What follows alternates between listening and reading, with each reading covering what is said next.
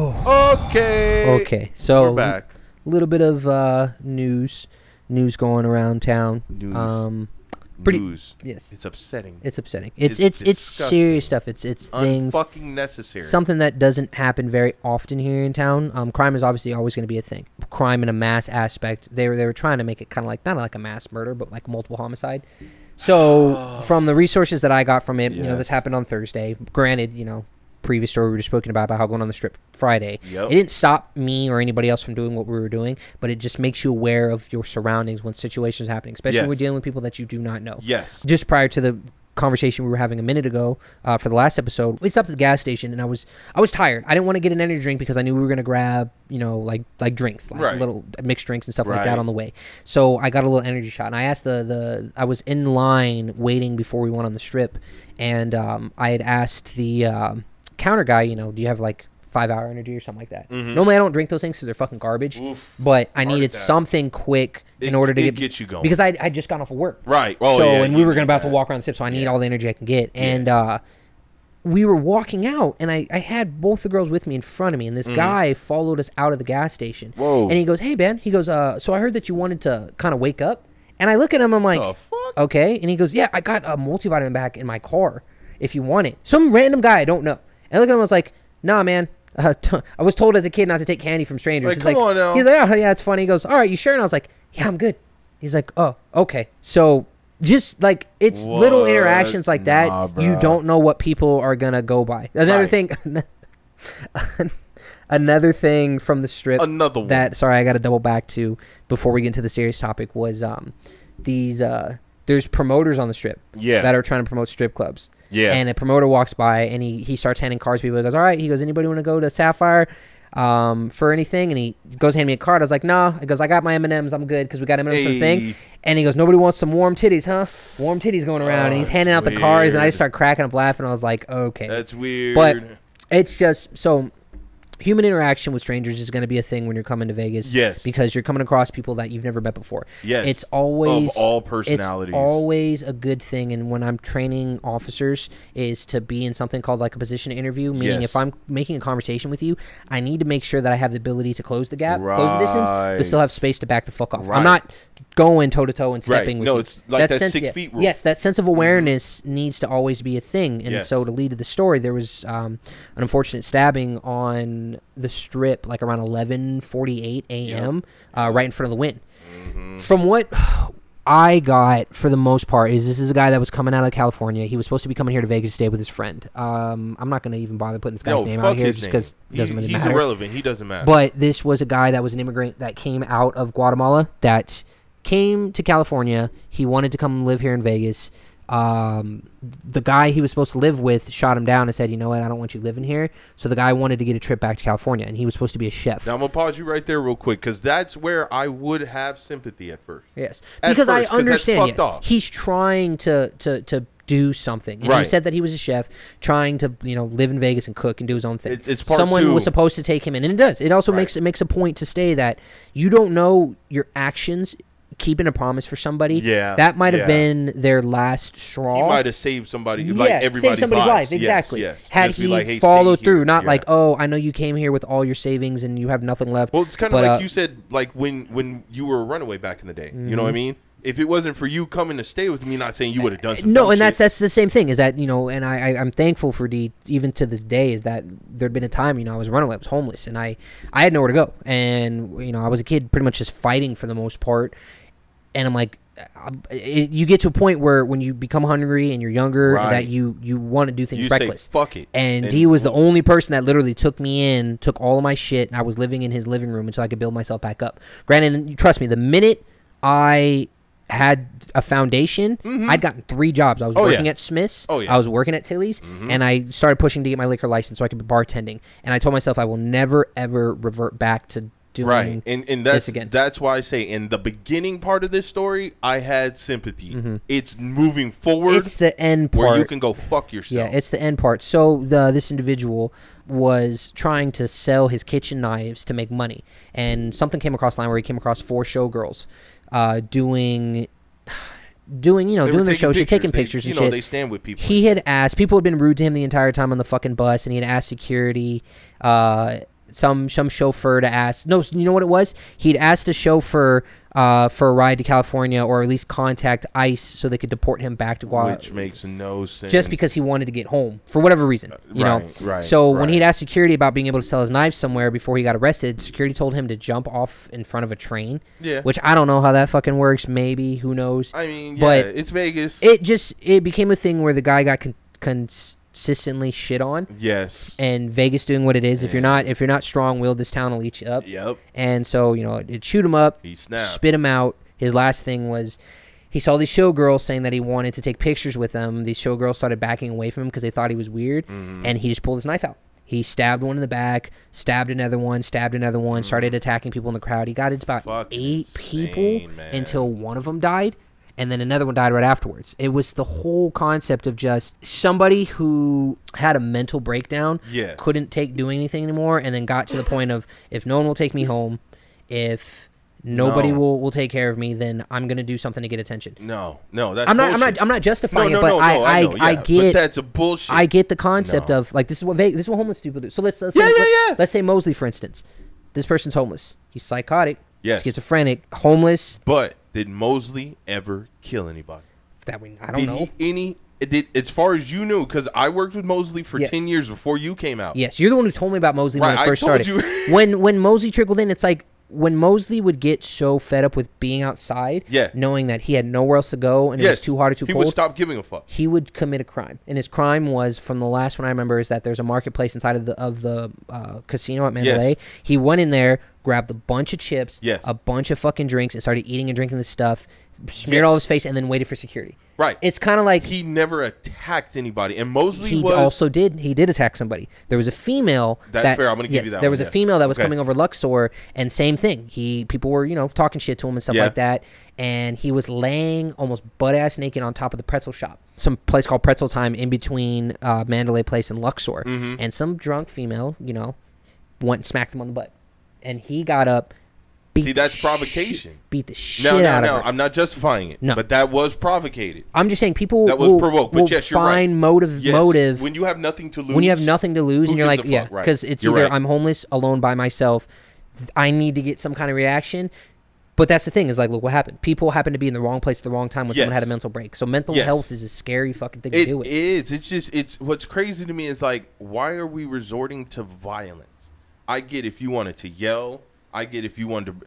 Dude, we literally have people that walk around the strip just breaking glass, just breaking signs, you know, being like just vandals. You could do some dumb shit like that. You want to go harass Metro? Go harass Metro. They'll gladly take you down and take you to jail. Whatever you want. Why are we resorting to hurting innocent people? This is coming from someone that's been doing security for quite a while. Right. And we both have. Yeah, I understand the concept of getting a reaction from people. Yes. It's a human nature to, why am I going to keep to myself? For what? Yes. No, keeping myself has left me with nothing. I'm completely alone. Yes. I have no way out. So the only way, it's like, so like, let's limp this up to like what a child does. Yes. What do children do in order to get attention? Throw tantrums in most cases. That is the equivalent of adult throwing a tantrum. It is. It is. They needed a reaction. At the same time, if a child throws a temper tantrum, they're not going to grab a fork out of your silverware drawer and go to the nearest socket and try and X themselves. Would a kid do that just because they're angry? That's an adult version of what they do. And that's what I mean. We need, it kind of goes back to what I've always been saying. We need to shift as an entire society. That should not be your first course of action. Now, granted, yes, the whole, he was being bullied or made fun of on the bus, and then the showgirls did whatever they did. Okay, cool, I guess, but it just said he was trying to get home to Guatemala. Exactly. So how is killing people going to get you home to Guatemala? And like I said, I think what happened was, and again, I'm not justifying this individual. Everything that he did was wrong, and we're just breaking it down. It's not fair that people, like I said, walking with the strip the night afterwards. Right. If I'm in that vicinity and that's happening to me and I have nothing to do with this person, it's like the equivalent of like someone committing suicide and then taking out a bunch of people with them. Yes. Like I go blow myself up because I feel like shit, so let me go to a bank and blow myself up around people. Right. That doesn't justify the cause. I understand you're going through shit. I'm not saying self-harm upon yourself. Right. But don't drag people into your bullshit just because you... Just because you're upset. Because you eerily planned. There's a difference between being upset. You and I have the logic to be able to know that this is something that's wrong. Yes. But some people, especially an immigrant from a different part of the world, they don't have that. Like Jeffrey Dahmer, for the example. Like, it's like the true. equivalent of like someone that doesn't know. They know it's wrong, but they're like, well, it's my nature to have to do this because I can't switch that part. Which is also bullshit. No, you can, and that's what I'm saying. The fact that the majority of us do it every single day. Have you not been ever angry enough that you could physically harm somebody? A majority, but there's still a 10%, 5%. And that this individual, yes, 10%, 5%. Yes. They just have, like, he knew what he was doing. He knew when he did it. It's not like he attacked one person. No, it wasn't. What, like 8 people? Which is the sign of someone that is doing something in a rage. Yes. It's the equivalent of I found someone, I stabbed them 50 times. I'm in a rage. I wasn't trying to kill this person by stabbing him in an artery or getting a specific area and then letting him bleed out. I'm trying to do as much damage as possible because I have no control of what I'm doing. I'm just fucking doing it. Which is, I don't agree with it. I think it's bullshit. Yes. This is the psychology, the psychological aspect of people that have just gotten to a mental distraughtness of just. I agree. I have nothing left. I agree. Like, say, let me fucking go head on, balls to the wall. It's scary. It's scary that people can go to this and then do harm in such an abundance. Because like my stepfather says, you didn't walk up to Metro and try to stab them. You didn't go to a fucking police precinct. You went up against civilians. And this is the one thing that pissed me off, and this is why, like I said, I do not side with this person, is he said the reason why he was doing this, what did he say? The reports say that he stated he was hoping officers would shoot him. So it was him trying Why to didn't you just go straight for a cop? Exactly. Why not go for a cop? That don't make no damn sense. When he made one of his comments, he said that, what is it? He told officers that he did not say anything to the victims when he was stabbing them, and the reason why he was stabbing them is he thought the women were laughing at him and making fun of his clothes. Oh, no. Exactly. So he was already, and then what is it? He became angry and stabbed one of the women in the chest, after which he began stabbing other women in the group as they ran away from him. You just got offended and hurt, which killed people. And decided to start going on a rampage. No. Like you said, had he wanted to do something and really end it, go after the people that will take you out for you. But you know what I'm saying? People want the easy route. They want to get a mass reaction and then jump ship, because there was a thing. My brother just mentioned it to me not too long ago. I mean, this is obviously going off the topic of it. This was in Taiwan. Yeah. Not too long. Same day or like a day before. Some guy in Thailand. There you go. Went to a daycare, killed 24 kids. Came home, killed his wife and his kids, and then killed himself. And it's within the same 12 hours on the other side of the planet. So that's what I'm saying. What was the purpose in that? Right. Why? Right. Why would you go somewhere else, kill a bunch of fucking kids, come back, and then kill your wife and your kid, and then kill yourself? I'm not saying what these people do are justified. They're monsters at the end of the day. It's what they do. But what pushes you to the point? Is that like a possession? Like, am I being possessed by the devil and I'm making this action? That's how I feel. So what triggers someone to get to this point of, I'm going to maximize what damage I can do, and then I'm going to go? Well, there's no way me and you are going to understand it because we don't have those thoughts. And that's one of the things I tell my girl. Don't try and understand stupid, because then you'll become stupid. You know, it's like you have cops, for example, cops that literally their job is to get in the mind of a criminal. Right. Think like a criminal, do like a criminal, so that you can catch other criminals. There's a TV show called Criminal Minds. Yes, but then what do you see in there? Cops becoming criminals. Yes. Cops becoming dirty because they become a part of that dark world. Yes, and that's what makes it hard. When I did for security for as long as I did, I saw some of the worst shit I've ever seen in my life. Yes. And it definitely changed my persona. Not to, obviously, like I said, I didn't become a fucking criminal or a vigilante and start doing a bunch of crazy shit. But you could. But it desensitized me to trauma that would normally shake most people. Yes. It made me the ability to hone my anxiety, because I normally wouldn't get anxiety. Right. And over time I was like, all right, well, this is a dead body. Okay, well, this is domestic. Okay, well, somebody's fighting. Now it's like, okay, my body's going to go through the motion of fight or flight, of something's wrong, and I've learned to control it. Yes. It's like not knowing you have PTSD until it happens. Yes. And that's exactly what it is. It comes to the point, it's like when you try to go talk to people that are like these things, you have to find someone that's like-minded in what you're doing. But that builds the difference between someone that is disciplined and able to control what they're doing, opposed to someone that's just, okay, this motivates me to do something. Well, like even me, I have to warn people, especially new people that I meet, don't sneak up on me. Just don't, especially on the back, you know, from my back. I've been rushed too many times doing security that I would rather have my back up against a wall facing off against a bunch of people than to be left open. And it's what is it? Like it's an auto response. Yes. I'll be talking to officers at work that are brand new to security. Like they've never been in security in their lives. And because I teach the defensive tactics portion of it, these people will come and talk to me. Normal people. Like if you've been around an officer long enough, you know that we have conversations at a limited distance. Yes. And we're within each other's peripherals. You're not talking to me from behind. There's a certain way to approach each other. Yes, we'll approach each other in a very normal aspect, or for us normal. For them, they're like right on you, and my body naturally backs out, and then I'll talk to them, and it's like I notice I'm sizing them up. And one of the officers that I work with now, she's like a very like dominant female. Notice it too. She's in the military. She's ex-military, and she told me when she was coming up to me, she goes and looks at me, and she goes talk to me, and I backed up, and she's like, "What are you doing?" And I was like, nothing. Just having a conversation. She goes, "I apologize." She goes, "I copy that." She goes, "A firm," and I was like, "With what?" And she's like, "Your stance. You changed. You instantly did that quarter step turn." back. Yeah, I quarter stepped back and started talking to her normally. I was like, I told her, I was like, "I'm so sorry. It's not intentional." She's like, "No, it's fine." She goes, "Trust me." She goes, "I was in the Army. I know what it is. I'm accustomed to that." And with her being like a strong black gay female, she's like, "I know my dominance of being able to have to talk to people a certain way." She goes, "I just wasn't expecting you to completely turn me into in your mental, I was a threat." Yes. Based off of what you were doing. Yes. And I was like, you know what?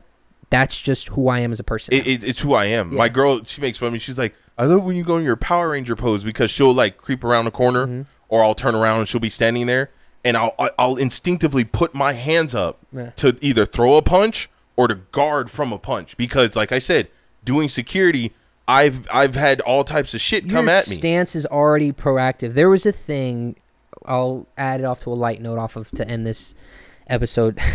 On Thursday, it was either Wednesday or Thursday, one of the two. The location that I'm at, it's a giant fucking building. Really? Do you want to tell them where you live? I work for a security company. I'm just saying. I don't live there. By all means, come in. Good luck. Don't. It's like the worst. That's the worst place to try to attack somebody with a bunch of armed people that are trained to fight. Let's not invite the crazies. Corporate security had gone upstairs, so they're called security service. It's the guys who patrol the building, because that building is also used for human resources and job fairs. They had gone to go use the restroom, so the front was unmanned. My defensive tactics training room, which I call the dungeon, is where everybody's training, right? So all the students, we had like roughly 30 students there. All my instructors were in their training in the kitchen around the corner, and I had my back. I was leaning up against like a portion of the wall and was facing towards me, and we were talking about something. And I could feel that someone was walking past me. You know, there are people coming and going in that kitchen. And I turn and look over, and it's a vagrant that made it all the way into the fucking building.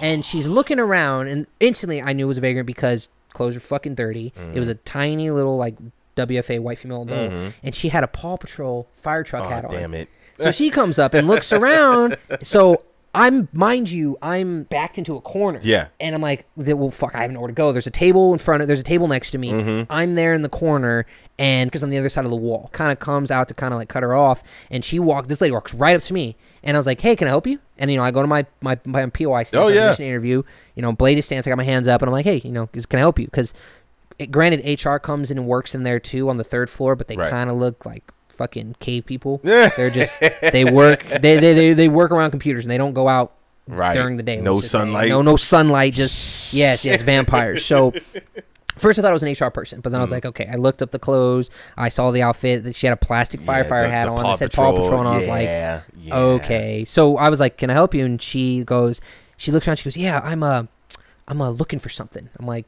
okay, what are you looking for? And she's like, so I was supposed to be waiting for confirmation for an interview for something, for position. I was like, that's cool. So she backs up towards me, because kind of walks up on her. She walks maybe 5 steps back, turns her right, and she looks straight dead into the DT room where there's 30 fucking officers training. Right. And she's like, what are they doing in there? Yoga? And I was like, no, they're stretching for defensive tactics. She goes, oh, I'm flexible. I can teach people defensive tactics. Oh, here we go. So she throws her legs super high up in the air, like Power Ranger stance, full on gymnastic, grabs her ankle, and then slams her foot down on the ground like a sumo wrestler, and her Paw Patrol hat fucking falls off. Her phone falls off. Little pocket knife falls off, everything. And Jordan, who is one of the DT's guys, he's the massive Samoan dude that I showed you that we tried to put in restraints. So he's an Uso. Jordan walks up, he goes, hey, what's going on? Walks up on her. Granted, Jordan's huge compared to this girl. Right. She looks up at him, and she goes, you're fat. You need to need to work out. And he goes, he's like a big teddy bear. He's Yeah. like, oh, you know, I'm on a water diet. But thank you for letting me know. What can I help you with? That's nice. He goes, let's push you outside. Or let's talk to you out here in the lobby. So he kind of pushes her out. I wrap around the other side to see where the fuck corporate security is. They're nowhere to be found because the dude's taking a shit. So finally, corporate security comes down because we're not allowed to go hands on because we're not security officers anymore. We're academy instructors. Bullshit.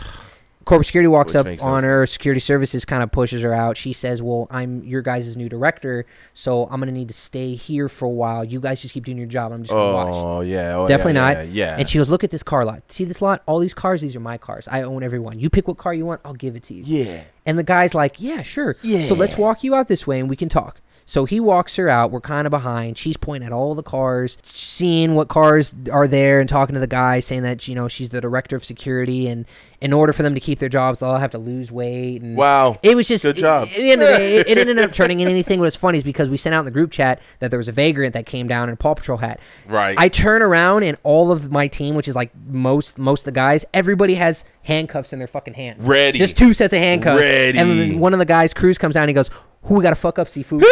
And I look around and I was like, nobody, just this busted up looking vagrant. But like I was saying, it's just the whole sum of that story is that interactions with people, it doesn't always going to have to be a hostile thing. Right. This person I knew nothing about that I knew was a homeless person. I still treated her with respect. You can still treat him like a human. I still talked to her like a human. You know what I mean? Broke her down. Like my VDI, my verbal defensive influence, kind of came into play because I asked questions. Because I gave the benefit of doubt. Hey, who are you? What's going on? Right. What do you need? Jordan, same thing. She made fun of him. You didn't come in there with a threatening posture. Yeah, I was like, who the fuck are you? Get the fuck out. And had I done it differently, like I said, when she engaged to talk to other people and did her weird ass fucking stretch, a little pocket knife came out. Right. So who knows?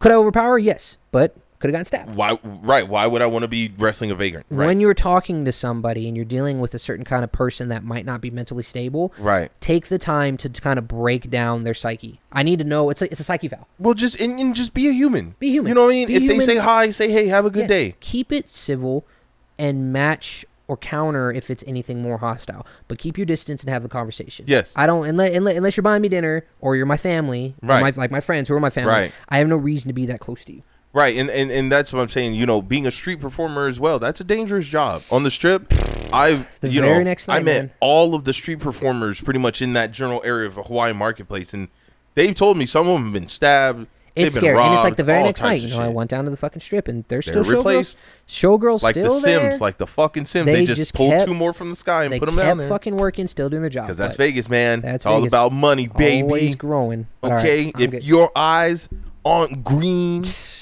okay, if you ain't chasing that paper, baby boy. What are you doing? What's happening? You take that shit somewhere else. Why are you? You're hurting me. Get out of here. Just stop. We're done. All right. We hope you enjoyed the episode yet again. Like, share, subscribe. Leave us a comment. Ring the bell. All of our social media links and our merch is in the description down below. I'm D. This is Lynn. I'm writing a book. He is. We also have a GoFundMe for my fiance's Drive Academy. Check it out. It's on Facebook. Yes. Lynn's here. I'm here. We're Project Airwaves. We're here. Keep your head in the clouds. Keep your feet on the ground, always moving forward. And we'll be back with another episode. Bye. You did good. So good.